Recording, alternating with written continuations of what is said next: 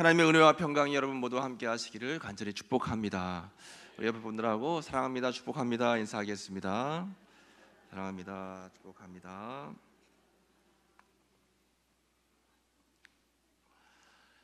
인사 잘 하셨어요? 네, 진심으로 사랑하고 축복한다고 인사하셨죠? 네, 어떻게 옆에 계신 분 얼굴을 보니까 얼굴이 환하세요? 아니신가요? 네, 교회에서 얼굴을 보면 더 좋으시죠? 네, 맞습니다. 교회 오실 때 표정을 보시면 어떤 분들은 얼굴이 환해서 오시는 분들도 계시고, 어떤 분들은 기도 제목이 너무 많으셔가지고 얼굴에 근심 걱정이 많아서 오시는 분들도 계신 것 같아요.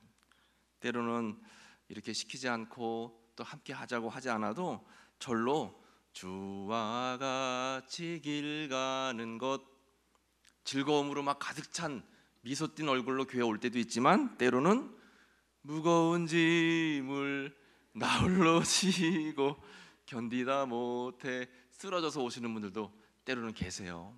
그렇죠? 오늘도 비가 많이 와서 이렇게 비가 많이 오면 우리 교인분들 수협에 많이 못 오시겠다 생각을 했는데, 제가 믿음이 없었던 것 같아요. 오늘 많이 오셔서 감사합니다. 네, 하나님의 은혜가 오늘 말씀을 통해서 여러분들 마음밭에 뜨겁게 불러 임하시기를 간절히 축복합니다. 이렇게 살다 보면 내가 원하지 않아도 근심 걱정 때문에 내 얼굴빛이 변할 때가 있어요. 그 사람의 마음과 생각을 비추는 것이 바로 얼굴이죠. 또 얼굴, 인상, 안색이라고 하잖아요. 뭔가 안 좋아 보이면 오늘 안색이 별로 안 좋으시네요, 얼굴빛이 안 좋으시네요, 이렇게 이제 이야기를 하잖아요. 그런데 나도 모르게 예수님 믿는 것이 얼마나 기쁘고 즐거운가, 구원의 기쁨이 얼마나 감격스러운가, 항상 기뻐해야지 생각을 하면서도 근심과 걱정이 내 마음을 꼭 누르고 있으면 나도 모르게 얼굴이 구겨지고 인상이 쓰여지게 될 수밖에 없는 그런 일들을 겪게 되죠. 오늘 성경 본문에 나와 있는 이 두 사람이 그렇습니다. 두 사람의 얼굴빛이 어떤가 한번 함께 볼까요? 오늘 말씀 보시면, 오늘 읽은 본문 말씀에 17절 말씀을 같이 한번 읽어보겠습니다. 17절 말씀이에요. 시작. 예수께서 이르시되 너희가 길 가면서 서로 주고받고 하는 이야기가 무엇이냐 하시니 두 사람이 슬픈 빛을 띠고 머물러 서더라. 두 사람이 나와요. 이 두 사람은 예수님의 제자였습니다. 예수님을 그 옆에서 따라다녔던 12명의 제자 가운데 한 사람들은 아니고, 예수님을 또 따르던 그 수많은 제자 가운데 이제 두 명이었는데, 이 사람들이 둘이 같이 길을 가는데 웬일인지 발걸음이 굉장히 무겁고 얼굴빛이 어두워요. 그래서 슬픈 빛을 띠고 이 사람들이 길을 걷고 있었습니다. 이 사람들은 지금 예루살렘에서 25리 떨어진, 그러니까 한 10km, 11km 정도 되는 거리에 떨어진 엠마오라고 하는 이제 그 마을로 걸어가고 있던 그런 사람들이었어요. 그런데 이 사람들은 엄청나게 발걸음이 참 무거운 그런 상황이었는데, 왜 그런가 하면 예수님을 따라다니면서 엄청난 광경을 목격했거든요. 정말 예수님은 사람이 아니다라는 생각이 들었어요. 물고기 2마리, 보리떡 5개로 5,000명 이상 되는 사람들을 먹이기도 하고, 안진뱅이에게 기도하니까 벌떡 일어나고, 앞을 보지 못하는 사람 진흙을 이겨서 눈에 대니까 앞을 보기도 하시고, 죽은 나사로가 살아나기도 하고, 또 바다 위를 걷기도 하시고, 어마어마한 일들을 보면서 저분이야말로 정말 구세주이시고 메시아고 이 나라 유대 땅을 억압에서 해방시켜줄 진정한 우리의 구원자시다라는 그런 생각이 들었고, 그분 뒤를 잘 따라다녔습니다. 그리고 드디어 때가 돼서 예루살렘으로 입성하시는 거예요. 예수님께서 수많은 사람들이 나뭇가지를 흔들면서 막 환영을 합니다. 뒤에 따라가면서 얼마나 기뻤을까요? 드디어 우리 예수님께서 예루살렘으로 입성하시니까 유대의 왕이 되시는 거지. 그러면 이 나라가 해방이 되고 우리들은 한 자리씩 갖게 될 거야 하는 부푼 기대와 소망을 갖게 되었습니다. 그런데 이게 웬일입니까? 그런 기대와는 다르게 예수님께서는 십자가에서 힘없이 돌아가시고 말았어요. 그리고 사흘이 돼서 부활했다라고 하는 그런 마리아라든가 여인들의 이야기를 들었는데, 그 말이 사실인지 아닌지 도대체 믿겨지지가 않아요. 더 이상 예루살렘에 머물러 있으면 로마 병정들에게 잡혀서 나도 십자가에 못 박힐 수도 있겠다, 위협, 마음에 두려움이 생겼습니다. 그래서 결정을 내린 거예요. 영적인 성전인 예루살렘을 떠나서 육적인 고향인 엠마오로 가기로 결정을 한 겁니다. 엠마오로 내려가는 길이 얼마나 발걸음이 무거운지요. 터벅터벅 옛날 생각도 떠오르고 서운함도 떠오르고 앞으로 뭘 해서 뭘 먹고 살아야 될까라고 하는 그런 걱정들도 눈앞에 아른아른 거리면서 이 두 사람은 굉장히 어려운 그런 발걸음을 띄고 있었습니다. 이 본문에 나와 있는 엠마오로 향했던 두 사람이 오늘을 살고 있는 누구일까요? 바로 우리들이에요. 우리들.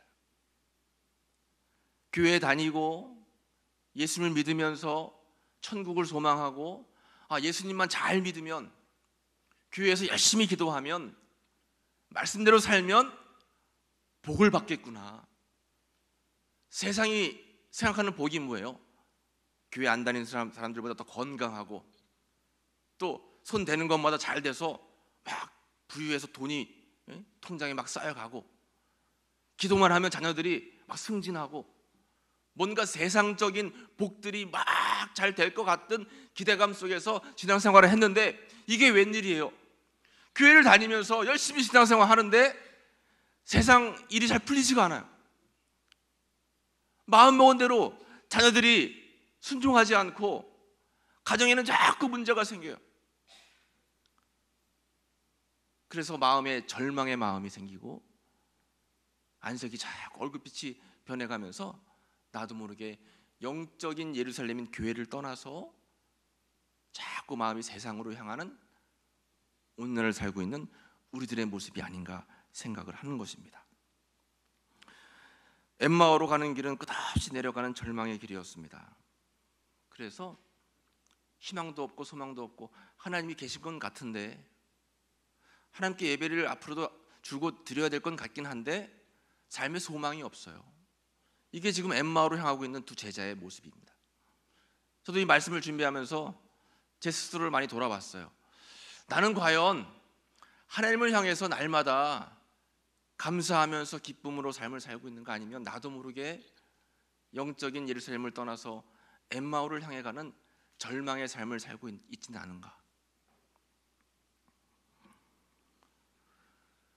중요한 사실은 기쁠 때나 슬플 때나 또 괴로울 때나 즐거울 때나 주님은 우리와 항상 함께 하신다는 사실이에요. 근데 우리가 그것을 깨닫지 못하고 또 생각하지 못하고 발견하지 못할 때가 너무나 많아요. 힘든 일을 겪으면, 또 어려운 일을 겪게 되면 나만 그 어려움을 겪는 것처럼 하나님 왜 나와 함께 하시지 않아요? 왜 나를 도와주시지 않아요? 내가 기도하면, 금식하면, 철야하면 주님께서 나와 함께 하시고 나를 도와주시고 보호하시고 인도해 주신다라고 약속하셨는데 왜 그렇게 안 돼요? 라고 원망할 때가, 불평할 때가 많지 않았습니까? 주님은 분명히 우리 옆에 계신데 그때는 꼭 예수님이 안 계신 것 같아요. 나와 함께 하지 않으시는 것 같아요. 그래서 마음 가운데 나도 모르게 불신앙의 그런 마음을 가질 때가 있다라고 하는 것입니다. 오늘 본문에 나와 있는 이 두 사람도 마찬가지였어요. 한번 볼까요? 15절 말씀입니다. 15절 말씀 같이 읽어보겠습니다. 그들이 서로 이야기하며 문의할 때에 예수께서 가까이 이르러 그들과 동행하신, 그들과 뭐 했어요? 동행하셨어요. 이 엠마오로 향해 가는 세상의 모든 좌절과 절망을 안고 엠마오로 향했던 이 제자들에게도 주님은 동행하셨어요. 그런데 중요한 것은 16절입니다. 16절 같이 읽습니다. 그들의 눈이 가려져서 그인 줄 알아보지 못하거늘. 눈이 가려지니까 주님이 나와 동행하시는데 동행하시는지 모르는 거예요. 못 알아보는 겁니다. 우리가 믿음의 눈이 닫히면, 은혜가 닫히면 주님이 나와 함께 하시고 동행하시고 인도하시는데 그것을 느끼지 못하는 거예요. 왜 나와 함께 하지 않으세요? 라면서 원망하는 겁니다. 하나님이 계신데 내 영안이 닫힘으로 인해서 하나님이 안 계신 것 같은 그러한 착각 속의 삶을 살아갈 때가 있다라고 하는 것이죠. 그러나 주님은 계속해서 이 두 제자와 동행하시면서 대화를 하시는 거예요. 당신들은 무슨 이야기를 하고 있었습니까? 왜 이 길을 걷고 계십니까? 하면서 물어볼 때 제자들이 다 얘기하는 거예요. 아니, 당신은 그 지금 예루살렘에서 일어난 소동도 모르십니까? 하면서 다 이야기를 하는데 예수님이 이미 알고 계시죠. 당신 이야기인데. 그런데도 다 듣고 계세요. 여러분, 절망 가운데 기도하죠. 절망 가운데 막 하나님께 간구하며 부르짖어요. 주님께서 아무 말도 하지 않으실 때가 있어요. 그렇지만 주님은 내 이야기를 다 듣고 계세요. 귀를 기울이고 계세요. 전에도 여러분들에게 말씀드렸던 것 같은데, 저는 신학대학 가서 목사 될 사람이 아니었어요. 전혀 그런 생각을 한 적도 없고, 우리 부모님도 저를 목사 만들 생각을 전혀 가지고 계시지 않았고, 고등학교 3학년 때 학력고사 시험 봐가지고 이제 선생님이 되려고 했는데 똑 떨어졌어요. 시험에 똑 떨어졌어요. 전기 시험에 똑 떨어져서 누가 제일 원망스러울까요? 하나님이 제일 원망스럽더라고요. 왜냐하면 믿지 않는 가정에서 혼자 교회 다니면서 주일 예배도 한 번도 안 빠졌어요. 아침 일찍 피곤한데도 주일날 아침 일찍 일어나서, 아침에는 예전에는 그랬잖아요. 주일학교 선생님들이 집집마다 다니면서 아이들 다 데리고 교회 갔었어요, 예전에는. 그래서 제가 맡은 반 아이들 찾아가가지고 다 데리고 교회 가서 주일학교 예배 드리고, 끝나면 성가대 퇴너하고 밥 먹고 오후 예배 드리고. 하나님 아시잖아요. 저 믿지 않는 가정에 태어나가지고 혼자 교회 다니면서 주일 예배 한 번도 안 빠졌어요. 교회학교 성가대 한 번도 안 빠졌어요. 고3 때도 부모님이 그렇게 뭐라고 해도 나 교회 한 번도 안 빠졌어요. 왜요? 하나님이 내 삶 책임지신다면서요. 그런데 시험에 똑 떨어지니까 하나님이 너무 원망스러운 거예요. 그래서 ARS로 버튼을 딱 눌렀더니 거기 안내하시는 분이 양영님은 떨어졌습니다 그러더라고요. 그래가지고 그 길로 교회로 막 올라가가지고 그냥 그 문이 있는데 문을 발로 제가 뻥 찼어요. 뻥 차니까 예배당에 아무도 없어요. 그 앉아서 막 제가 막 그냥 하나님께 막 따졌죠. 그럴 수가 있냐, 하나님 살아계시면 그럴 수가 있냐고, 입이 있으면 말 좀 해보시라고 한참을 막 저 혼자 떠들었어요. 하나님 뭐라고 하셨을까요? 하나님께서 아무 말씀도 안 하시더라고요. 저 혼자 막 떠들고 막 해도 뭐 아무 소리도 안 들려요. 그리고 1시간 동안 막 그렇게 그냥 하다가 집에 들어와서 이불 뒤집어 쓰고 3일을 막 울었어요. 난 이제 내 인생은 어떡하나, 앞으로 어떡하나. 그런데 믿지 않는 아버지가 신학대 원서 가져오셔가지고, 야, 원서 써라. 아버지 이게 무슨 일이에요 했더니, 너 소문났더라. 신학대학 가고 싶어서 울고 있다고. 저는 전혀 아닌데, 저는 신학대학 가고 싶은 마음이 전혀 없었어요. 그런데 동네에 소문이 났어요. 저 양씨집 큰아들이 신학대학 가고 싶어가지고 울고 있다고. 전 아닌데 하나님 이상하게 소문을 내시더라고요. 그런데 저는 믿지 않는 아버지가 신학대학 가라는 소리가 그냥 하나님의 음성으로 들리더라고요. 그래서 아멘 하고 그 길로 신학대학 써가지고 후기대학에 신학대학에 붙어가지고 이렇게 목사가 됐어요. 하나님께서 이렇게 붙잡아 주셨어요. 때로는 하나님이 고난당하게 하고 절망 가운데 빠지게 하는데, 속상해서 하나님의 이름을 불러도 하나님이 계신지 안 계신지 아무 대답을 안 하실 때가 있어요. 내 마음은 더 마음이 아파하고, 기도를 해도 때로는 그 기도가 되지도 않고 그렇잖아요. 여러분, 마음이 답답하고 힘들면 기도도 안 돼요. 뭘 어떻게 해야 될지 모르겠어요. 그런데 그런 순간에도 예수님은 우리와 뭐하고 계시다고요? 동행하고 계시다. 주님은 우리와 동행하고 계시면서 우리 이야기를 다 듣고 계세요. 그리고 하나님이 살아계셔서 나와 함께 하신다라고 하는 사실을 깨닫게 되는데, 언제 깨닫게 되는가? 32절 말씀을 같이 읽어볼까요? 32절입니다. 시작. 그들이 서로 말하되 길에서 우리에게 말씀하시고 우리에게 성경을 풀어주실 때에 우리 속에서 마음이 뜨겁지 아니하더냐 하고 아멘. 뒤늦게 깨달았어요. 예수님께서 성경을 막 풀어서 말씀해 주시는데 그들의 이야기를 다 하고 그 이야기를 들으신 다음에 예수님께서 성경을 막 풀어서 이야기를 해주시는 거예요. 그런데 그 순간 마음이 뜨거워지는 거예요. 마음이 뜨거워지는 거예요. 여러분, 그런 경험 해보신 적 있습니까? 마음이 뜨거워지는 것은 주여 삼창 불러서 기도원에서 주여 할 때만 불 받아가지고 마음이 뜨거워지는 게 아니에요. 그래서 마음이 뜨거워지는 게 아닙니다. 주 하나님께서는 다양한 방법으로 우리를 만져주시고 우리와 함께 하시는데, 특별히 로고스의 말씀을 통해서 그 로고스의 말씀이 살아 역사하시면 내 안에 레마로 작용을 해요.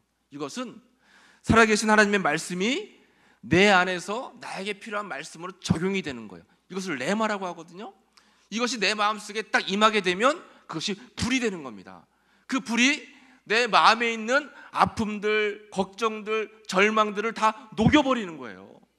아까도 말씀드렸지만 제가 고3 때 막 힘들었을 때, 또 어머니가 돌아가셨을 때, 또 천목회지 나갔을 때 다양하게 굉장히 삶 속에 힘든 순간이 있었어요.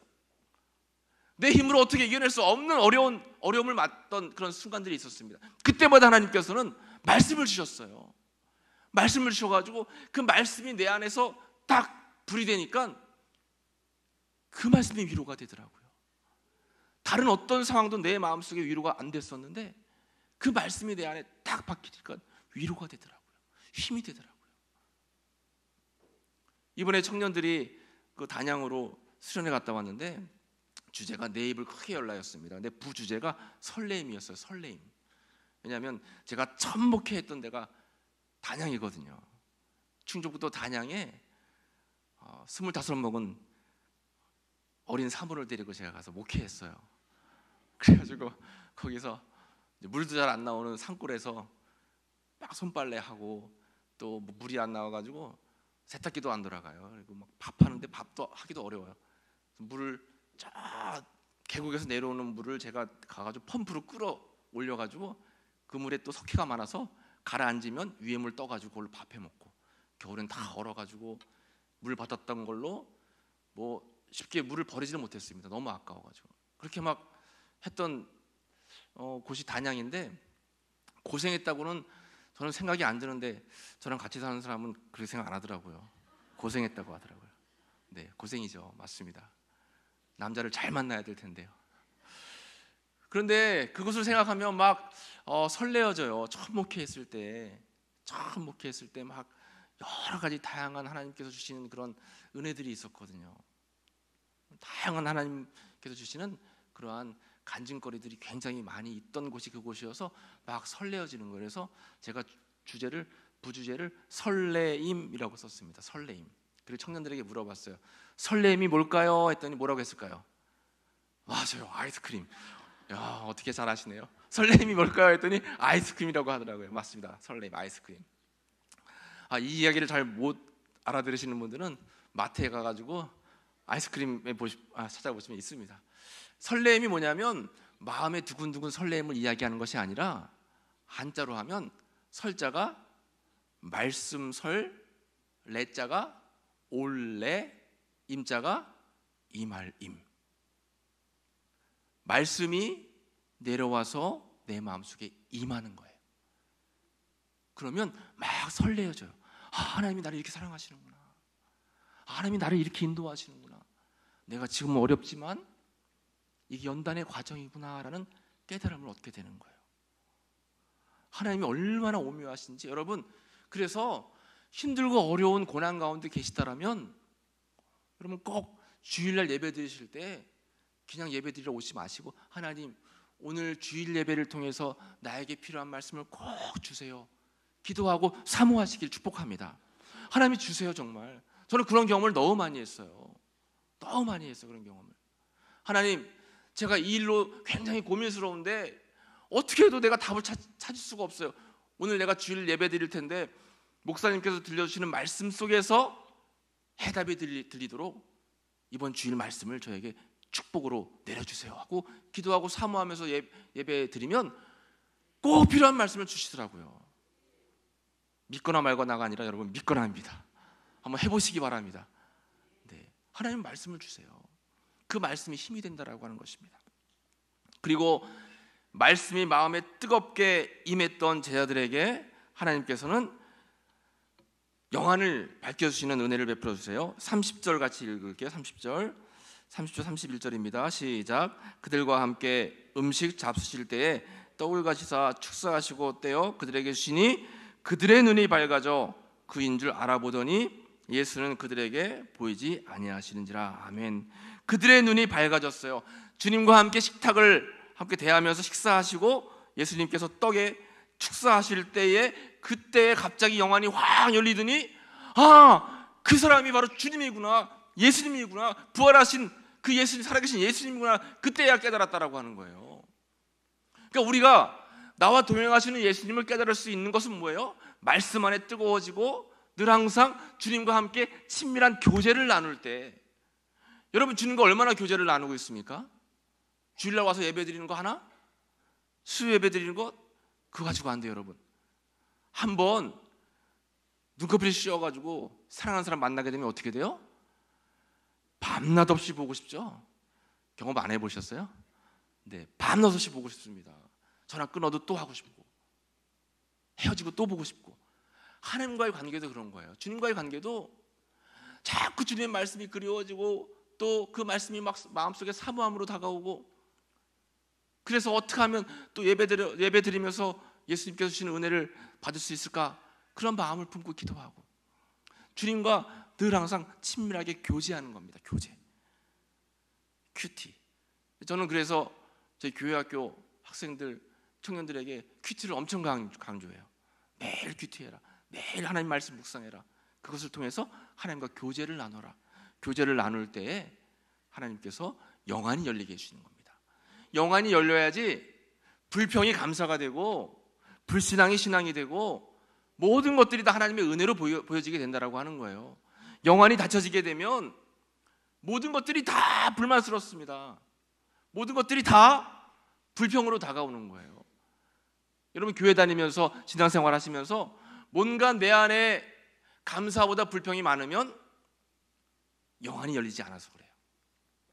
영적으로 닫혀있는 것이 있어서 그렇다라고 하는 것입니다. 그들의 눈이 밝아졌을 때 결국 주님을 보게 됐고, 감사하는 마음으로 33절에 곧 그때로 즉시 일어나서 예루살렘으로 돌아갔다는 거예요. 그들이 엠마오로 내려왔는데 영안이 열리면서 주님을 만나고 그리고 마음의 말씀으로 뜨거워지니까 즉시 일어나서 그때로 바로 다시 예루살렘으로 돌아갔다는 겁니다. 굉장히 중요한 말씀이죠.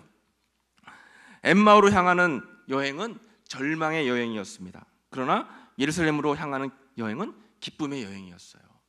여러분, 우리가 지금 인생 여정을 걷고 있잖아요. 이제 출발했습니다. 출발해서 절반 오신 분도 계시고 그 넘어가신 분도 계실 거예요.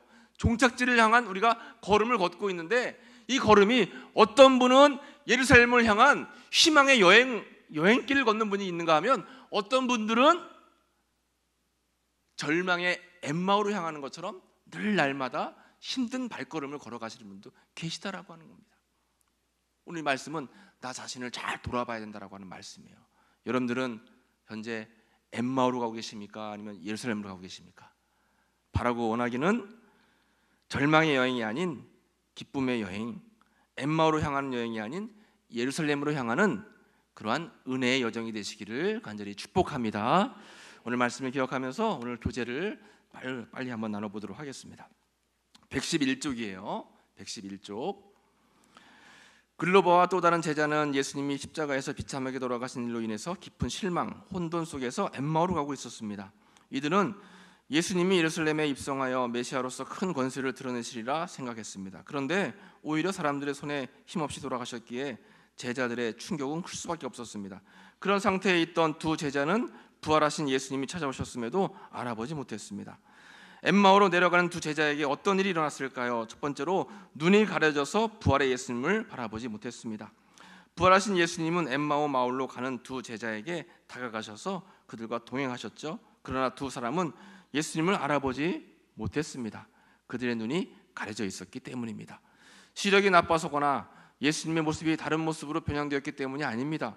그들은 예수님이 돌아가셨다라고 하는 사실만 생각하고 사흘 후에 내가 다시 살아나리라 라고 하신 예수님의 말씀을 믿지 않았기 때문입니다. 말씀을 믿지 않으면 아무리 열심히 신앙생활을 해도 믿음이 자라나질 않고 또 내 삶에서 함께 하시는 주님이 느껴지지가 않습니다.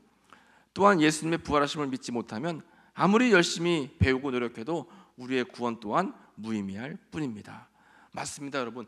믿어지는 은혜가 굉장히 중요해요. 도마도 예수님은 하나님을 믿었지만 부활하신 예수님을 믿지 못했어요. 내가 내 눈으로 직접 보기 전에는 그 예수님 부활을 믿지 못하겠다 했을 때 예수님께서 모습을 보여주시면서 옆구리에 창 찔린 자국을 보여주셨죠. 한번 만져봐라. 이제 믿냐? 보지 않고 믿는 자가 복되다 말씀하셨어요. 그러니까 우리가 어떠한 상황 속에서도 이 믿음을 잃지 않는 것이 중요해요. 이 믿음이 참 중요하다라고 하는 것입니다. 두 번째는 예수님을 만나고도 의심하여 믿지 못했습니다. 그동안 일어난 갑작스러운 일들로 근심과 혼란 속에서 대화를 나누던 제자들에게 예수님은 무슨 이야기를 주고받느냐고 물으셨습니다. 글로바는 예루살렘에서 일어난 일을 어떻게 모를 수 있냐면서 자신들이 믿고 따랐던 예수님이 대제사장과 관리들에 의해 사흘 전에 십자가에서 죽으셨고 그 뒤에 예수님의 무덤이 비는 사건이 발생했음을 이야기했습니다. 그런데 대화 내용을 보면 무덤에 갔던 여인들과 제자들의 목격담을 들었음에도 그들은 여전히 예수님의 부활을 믿지 못하고 있었습니다. 마음에 의심이 있으면 주님이 가까이 찾아오셔도 깨닫지 못합니다. 깨닫지 못하니 여전히 낙심과 절망 속에서 헤맬 뿐입니다. 눈으로 보고 믿는 믿음은 참된 믿음이 아닙니다. 성도는 미련한 의심을 버리고 예수 그리스도를 온전히 믿어야 합니다. 그렇죠, 여러분. 온전한 믿음, 이것이 확신의 믿음이라고 하는 거예요. 부활의 확신, 구원의 확신, 늘 나와 함께하는 동행의 확신. 어떠한 순간에도 나를 버리지 않고 끝까지 나와 함께 하시겠다라고 하는 인도하심의 확신, 이러한 확신의 믿음이 우리에게는 필요합니다. 셋째, 성경을 풀어주실 때에 부활하신 예수님을 보게 되었습니다. 예수님은 증인들이 전해준 소식을 듣고도 믿지 못하는 두 제자를 향해 미련하고 더디 믿는 자들이라며 책망하셨습니다. 그런 뒤에 그리스도가 죄인들의 손에 팔려 고난을 겪은 후 영광에 들어가는 것이 하나님의 뜻임을 말씀해 주셨습니다. 예수님의 구원 사역을 불신하는 그들에게 모세 때부터 선지자들을 통해 성경에 기록된 예언의 말씀들을 짚어주셨습니다. 이때 제자들은 가슴이 뜨거워지는 경험을 했습니다. 날이 저물어 마을 어귀에 이르자 두 제자는 예수님께 함께 유하기를 청했습니다. 그들과 음식을 잡수실 때 예수님은 떡을 들어 축사하시고 그들에게 나눠주셨습니다. 바로 그때 가려져 있던 그들의 눈이 열리면서 부활하신 예수님을 알아보았습니다. 우리도 주님의 말씀을 읽고 깊이 묵상하면 냉담한 마음이 뜨거워지고 믿음의 눈이 열리는 경험을 할 수 있습니다. 말씀이 마음에 임하는 게 참 중요해요. 말씀이 내 마음에 임하면 불이 되고 그 불로 인해 영안이 열리고 나와 동행하시는 주님을 바라보게 된다라고 하는 것입니다. 그러면 모든 것이 감사이고 모든 것이 은혜이고 모든 것들이 형통으로 이어진다라고 하는 거죠. 예수님은 부활을 믿지 못하는 두 제자를 찾아오셔서 그들과 동행하셨습니다. 그러나 의심과 불신이 가득했던 두 제자는 예수님을 알아보지 못했습니다. 주님과 동행하는 삶을 원한다면 말씀을 가까이 하며 주님과 친밀하게 교제해야 합니다. 믿음은 현재 진행형이어야 합니다. 즉 행복한 신앙생활은 주의 말씀을 듣고 묵상하고 적용할 때 이루어집니다. 아멘. 말씀을 가까이 하고 주님과 친밀하게 교제하고 항상 묵상을 내 삶 속에 적용할 때 알고 듣고 깨닫는 것에 머물면 안 되죠. 삶으로 실천하는 적용이 있어야 됩니다. 그랬을 때에 하나님께서는 우리와 함께 하시고 우리의 삶이 은혜의 삶이 될 수 있도록 인도해 주신다라는 것입니다. 묵상 질문입니다. 예수님이 나와 동행하심을 깨닫지 못할 때는 언제입니까? 눈이 가려워질 때예요, 여러분. 내 눈이 혹시 의심, 또 불안, 또 불신앙으로 내 모든 삶의 영안이 닫혀져 있지 않는가를 항상 돌아봐야 됩니다. 성경 말씀을 듣고 예수님을 만난 경험이 있습니까? 내가 체득한 부활의 증인이 되는 방법은 무엇이 있을까요? 하나님께서는 다양한 방법으로 우리에게 은혜를 주시고 다양한 방법으로 우리의 삶을 이끌어 가세요. 어떠한 정답은 없습니다. 성경에 기초한 다양한 방법으로 주님께서는 우리의 삶을 이끌어 가시는 거예요. 그 주님을 만나고 경험하면 그 주님의 은혜가 너무 감사하고 주님의 인도하심 가운데 우리는 항상 거할 수 있게 된다라고 하는 거죠.